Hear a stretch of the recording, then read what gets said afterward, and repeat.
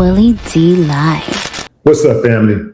We are now exactly 101 days into the war between Iran, Israel, and its number one ally, the United States of America.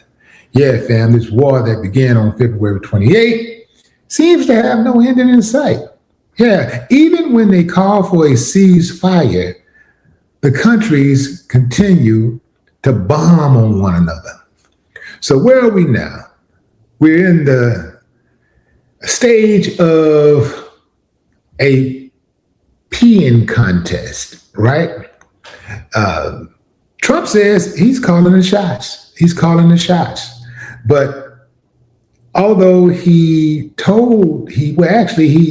directed each country, hey, y'all stop bombing each other. You stop that now. You stop that now. They continue to bomb on one another. So let's get into this article here. Israel and Iran have halted strikes against each other as a tentative Middle East ceasefire teetered on Monday after both sides traded attacks in the biggest escalation in the crisis for weeks. And Donald Trump, your president, called for an immediate ceasefire. Israel launched airstrikes against Iran on Monday in response to missile fire from Tehran, despite President Trump reportedly telling Israeli Prime Minister Benjamin Netanyahu to refrain from further attacks. Iran had launched the strikes after Israel carried out attacks in Lebanon on Sunday. Tehran followed up with a further wave of strikes on Monday after Israel's retaliation. In a statement, Iran's Central Military Command said it had delivered a painful response and that Israel and its supporters must learn a lesson from the strikes. Netanyahu said that the fire had been halted, but that Israel would respond with force if Iran attacked again. Israeli strikes came hours after Trump told Axios, in the wake of Iran's initial retaliation, "I am going to call Bibi right now and tell him not to retaliate." Each of them had their fun. Israel had its strike and Iran had its strike. We don't need another one. A senior U.S. official told the Associated Press that Trump had called Netanyahu to urge him not to retaliate and that he believed he had convinced Netanyahu to wait. Trump later told the Financial Times, "It's not going to have any impact on the deal. I call the shots. I call all the shots. Netanyahu does not call nothing. That boy do what I tell him to do. And if I tell him to do something and he don't do it, I am going to handle him one-on-one inside of a UFC ring in front of the White House." Trump would never dare, he wouldn't dare say what he would do personally to somebody. Like, I'm talking about like putting hands, because we know he ain't got no hands. Well, reportedly, he does have hands, but they're very, very small. Ladies, make of that what you may. Anyway, fam, yeah, Trump, man, why is this dude so angry? Why? Why is he so angry? And why is he so off the mark so frequently? Yeah, like, dude, you're the president of the United States of America. Act like it, man. Come on, bro. You got a good life. You got a good life. Trump has probably benefited more from being a citizen of the United States than anybody in the past century, 2 centuries. Maybe not 2, but at least past century. Yeah, fam. Yeah. So this is where we are. Both sides seem to do what they want to do. It's like they listen to Trump a little bit, but he's not calling all the shots, because when Iran feels like attacking, they attack. When Israel wants to attack, they attack. The irony here is that Trump created this mess. There are people that are saying, well, it's a good thing that we didn't have Kamala Harris, because if we did have Kamala Harris, she would have listened to Israel. She wouldn't have listened to Israel.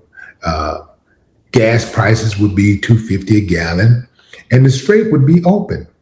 The rich wouldn't have the gigantic tax breaks that they have, and I disagree with that. There are some things that I don't think would have happened, especially like the rollback of civil rights legislation. But when it comes to these gas prices and war, they're all on the same page, fam.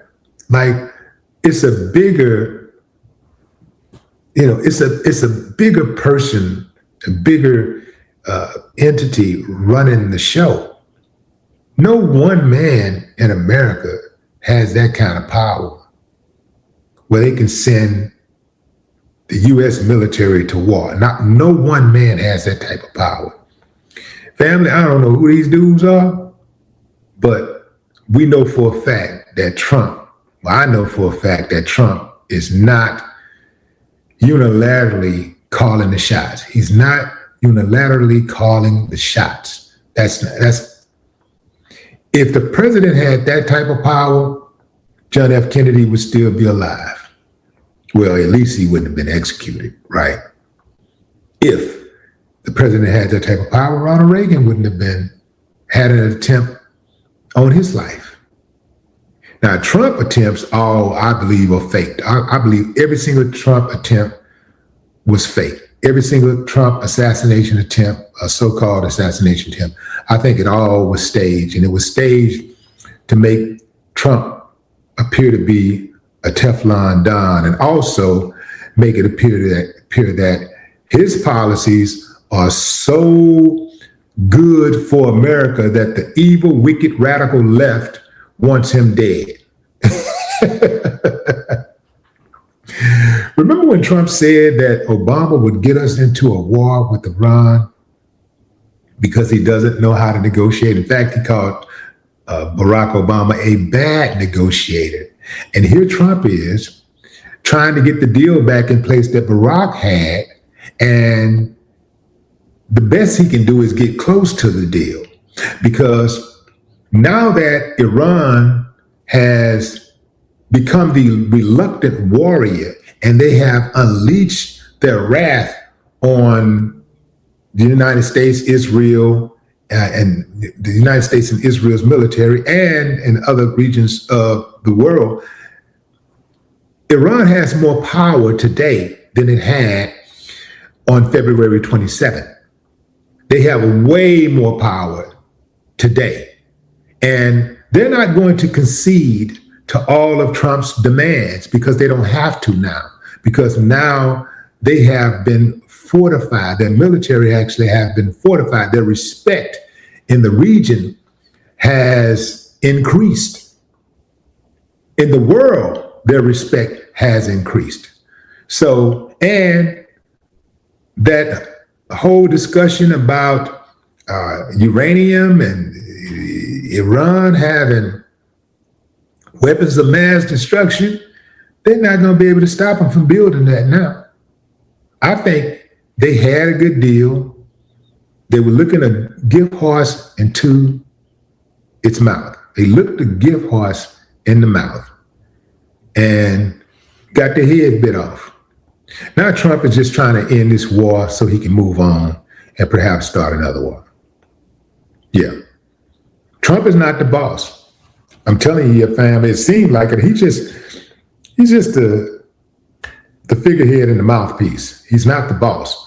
Trump is owned, and you know by who. I ain't gonna get into all of that because I don't want to have to deal with all that other stuff. But Trump is owned. He is not the boss. He is a worker. He's a high-level worker, but he absolutely is a worker. I will say this, though. I'll say that. No, I ain't gonna say that, because if I say that, then y'all gonna connect the dots, and then it would be like me kind of saying it anyway. So I'm not gonna say that part. But I would tell you this: that Trump is not the boss. He's not the boss that he pretends to be. He just isn't. He's not the boss.